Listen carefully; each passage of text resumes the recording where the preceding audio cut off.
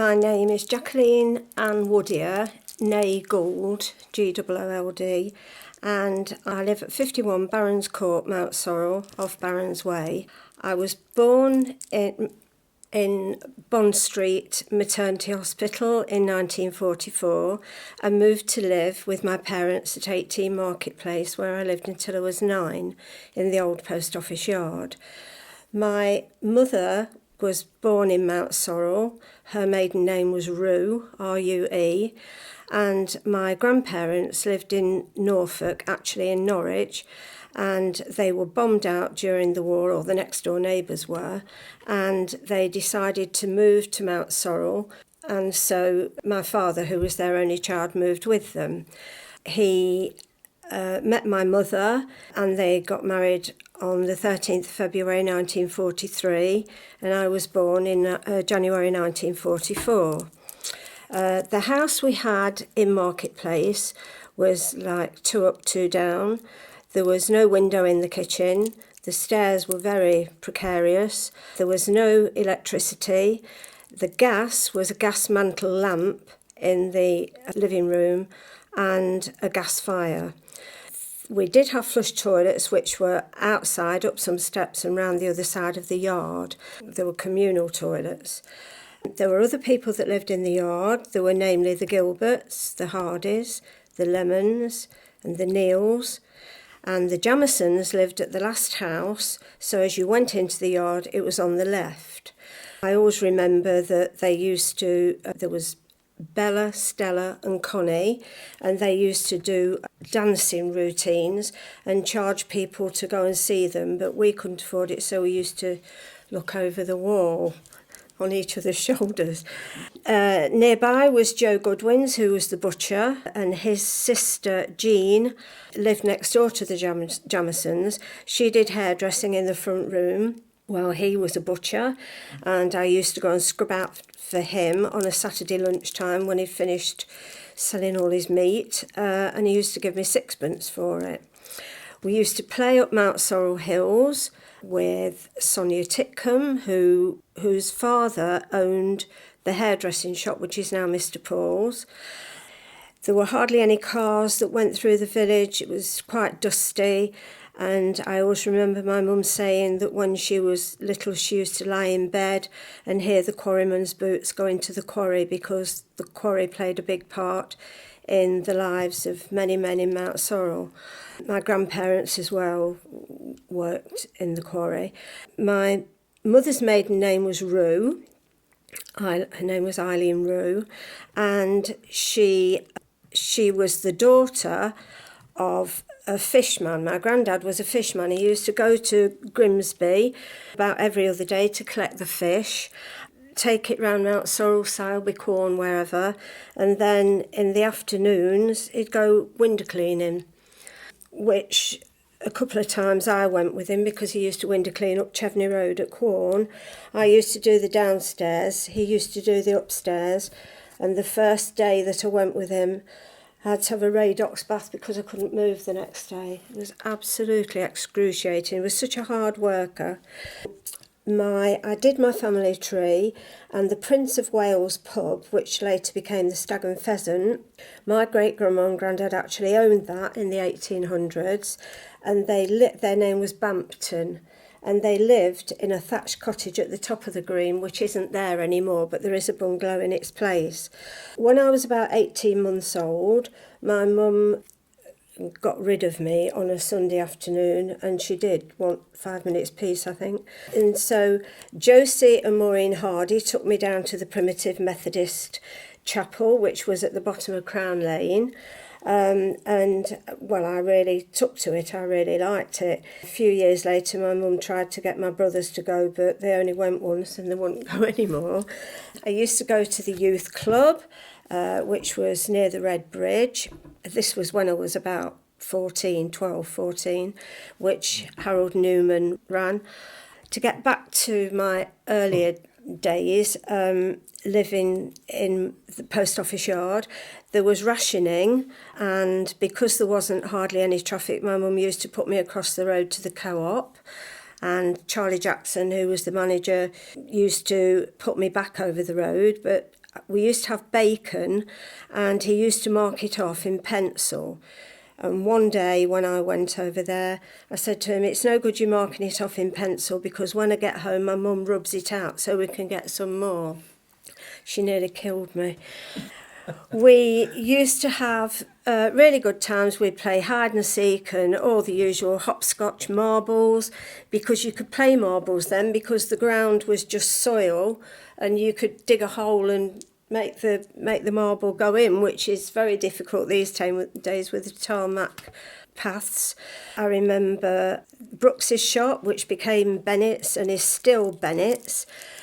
One of my best memories really is Polly Pope's at the top of Little Lane. She had a sweet shop and she was an old lady with long black clothes, and she used to have the sweets in the window in big boxes, Smarties, Jelly Babies, etc., etc.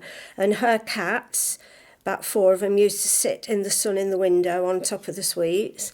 So when you went in, you'd say, could I have 2 ounces of Jelly Babies? And they'd be in a paper that was like a cone for 2 ounces.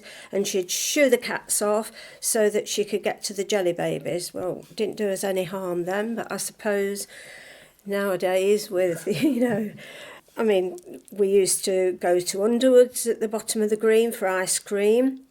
And in fact, Esma Underwood, who was the daughter of them, is actually my godmother, and she still lives in Rothley. She married Jack Wright, who had the farm.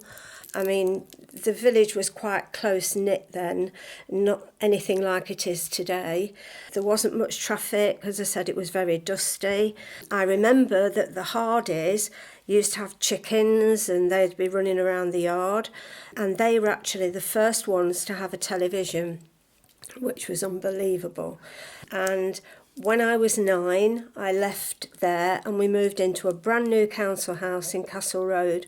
Well, my mum thought she'd hit the jackpot. There was downstairs toilet, upstairs toilet with a bathroom, gas, electricity. Oh, absolutely wonderful. We used to keep Rex rabbits and show them. We used to play up Mountsorrel Common. Of course, I met different people in Castle Road, and that was quite a close-knit community. Everyone knew everyone else. They were so happy to live in such modern accommodation, even though there was no central heating. And in the winter, the ice would be an inch thick on the bedroom windows. But we used to go up what we called the lane, which is now Holstead Road, with a big roundabout. There used to be a couple of seats up there. It was very countrified, very quiet, and we'd take jam sandwiches and a bottle of lemonade, or if we were lucky, if not water, and we'd make dens and play up the common all day. My mum just said, come back at tea time. There was no worry about was anything going to happen to you, apart from falling down a tree or whatever. My dad worked at Rolls-Royce for it was the only job he had in Mountsorrel. So he worked for Rolls-Royce for years and years, took early retirement. As my granddad, his father did, he retired from Rolls-Royce when he was 65 and I was 20 then, just before 21. Mountsorrel was Rolls-Royce. I remember going to the Christmas parties there, which were absolutely fantastic. Everyone got a present. It was huge. And I remember going down to the door that you went in, and there was all these pipes and everything that went across. It was this strange feeling, the factory was huge.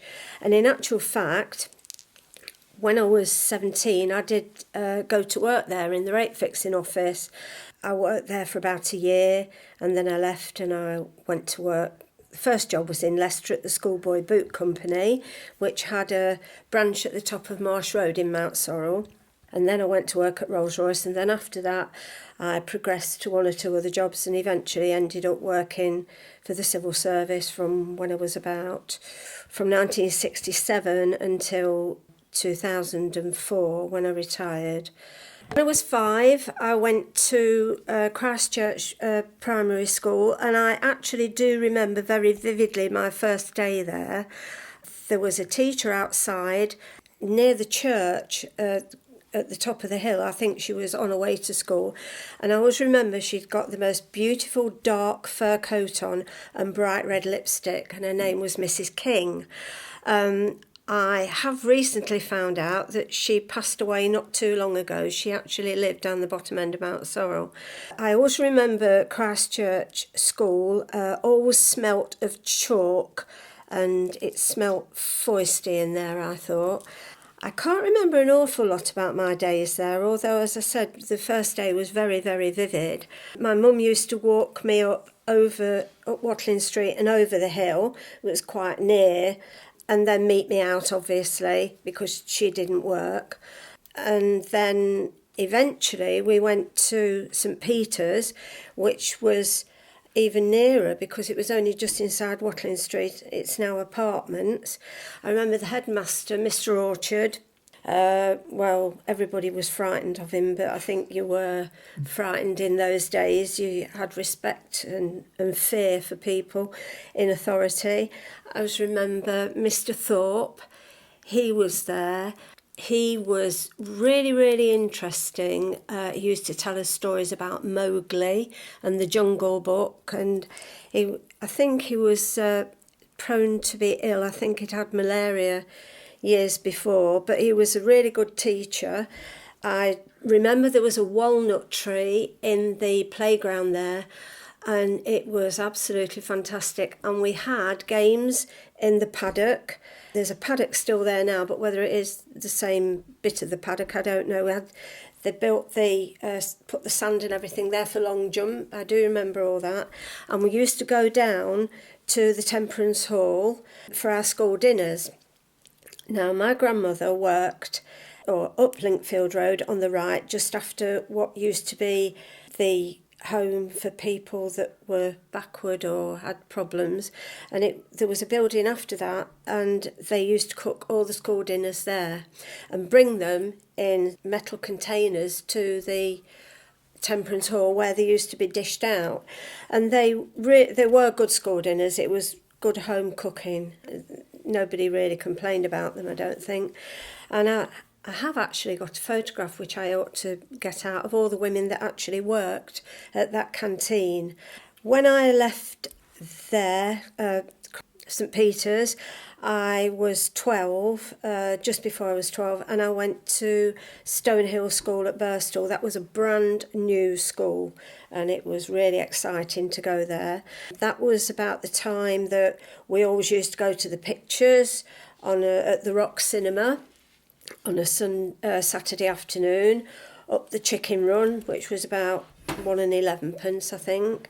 If the film went wrong, everybody used to stamp and shout to Baum, who ran it. Everybody smoked. Well, I didn't, but any grown-ups used to smoke, and you couldn't hardly see the screen. So, but Clark Gable, Alan Ladd, Gene Simmons, they were the actors and actresses of the day, and you can never duplicate them. The actors these days, they're here today and gone tomorrow, but I knew all the film stars. And I remember in the early 50s I got a film star annual for a Christmas present, and I kept it for years and years and years. The films were good, they were blockbusters, and then I think eventually the Rock Cinema became Blakesley Reed. It's been a few places since then. Clarkson's Garage was opposite.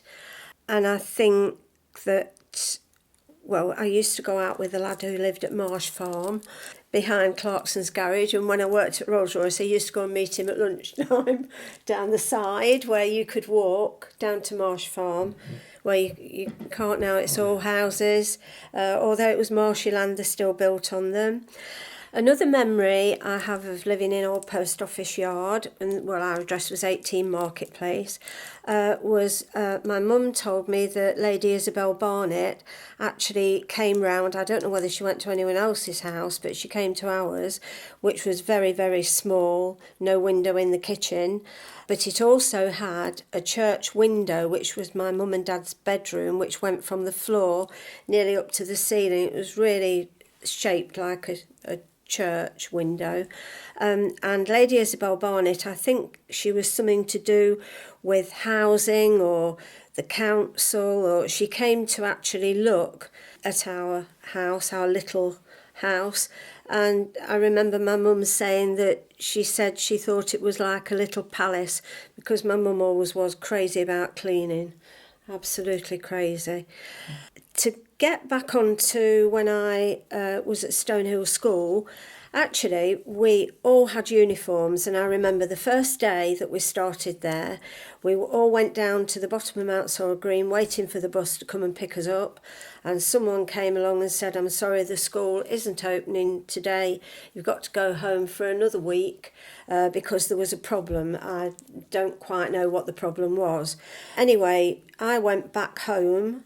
My mother nearly fainted when she saw me, because after 6 weeks off for the summer, she thought she was going to have a wonderful time, and we went back for a week, and I walked in the door, and after I'd explained, she went, "Oh, get your clothes off, get that uniform hung up and just get your other clothes on and clear off out and play.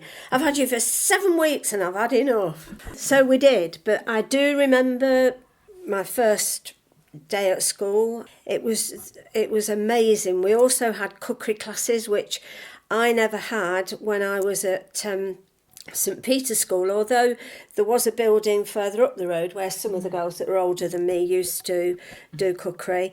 But in Stonehill, there were either 2 or 3 staircases, I think one each end and one in the middle of the school. The desks, the equipment, everything was brand new. The teachers were modern, and it was just such a difference from the little old village school. I mean, St Peter's was built, I think, in 1879. I think it says on it now.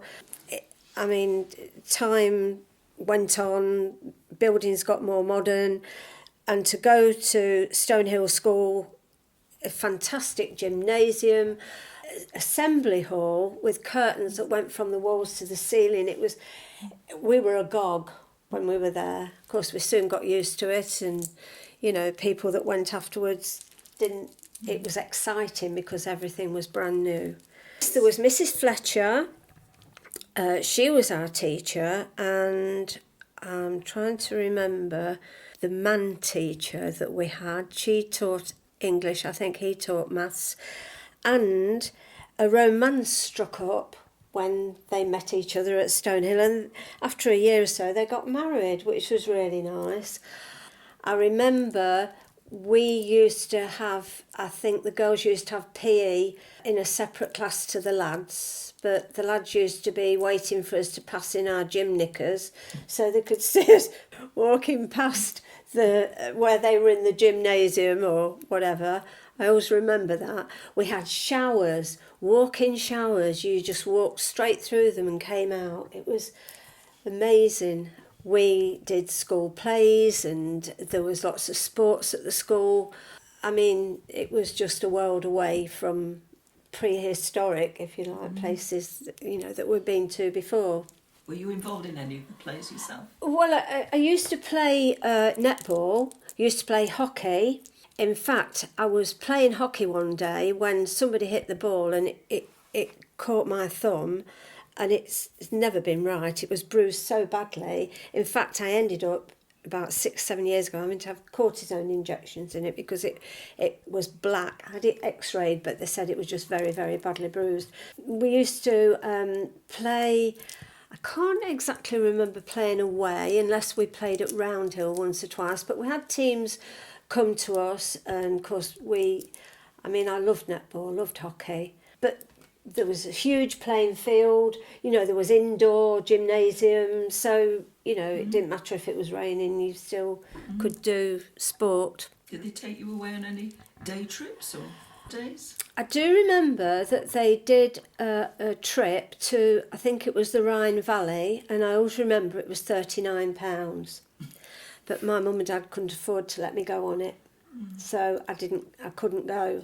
Money wasn't, there wasn't a lot of money around then, and my mum didn't work because she was a stay-at-home mum, really. I do remember that in her younger days she worked at Wright's factory at Quorn, on the weaving when she first met my dad, and then she gave it up, had me, just found a job working at Rolls-Royce when she fell for my brother, and I think after that, 6 years after that, she fell for my other brother, so I think she gave up, and eventually years later went cleaning for, the Ridgeway or the Ridings, whatever. Used to go up on a bike in the snow and all weathers. But no, we weren't latchkey kids. Our mum was always there when we got home from school. In 1961, I went to work for Rolls-Royce, as most of my family worked there actually. I went to work in the rate fixing office as a typist, which entailed typing the instructions out to the men on the shop floor. So obviously I had to get it right or they did the wrong thing. I worked under Owen McBratney. I knew quite a few people who worked there from the village, mainly people that were probably my father's age. He worked there at the time. Eventually I was made redundant and I went to work at the seal manufacturing company at Loughborough.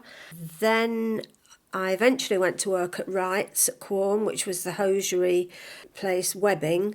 And I lived in Orchard Estate then, so I just used to walk across through the churchyard every day. I used to go home for lunch. It was a doddle, really. And it was then that my grandmother and grandfather decided to move from Orchard Estate back to Norwich because he retired. He was 65. I moved back to Norwich. I moved to Norwich with them just before my 21st birthday. I had a job at Norwich Shoe in the offices there. I used to walk to work about 20 minutes from where I lived. I met someone who is still my best friend. She lives in Norwich, but we see each other regularly. There was a time when I came back here just for a couple of years to live, and eventually I went back to Norwich, got married in 1972, because in the meantime I joined the civil service in Loughborough in July 1967. I eventually transferred from Norwich Colgate office to Thetford, which was a small village office. When I split up from my husband in 1979, I came back here to live, and I've lived in the village ever since, really. I worked at Leamington Street in Loughborough for Social Security fraud, worked there for fraud from 1992 to 2004, when I retired at 60, having done 45 years full-time work.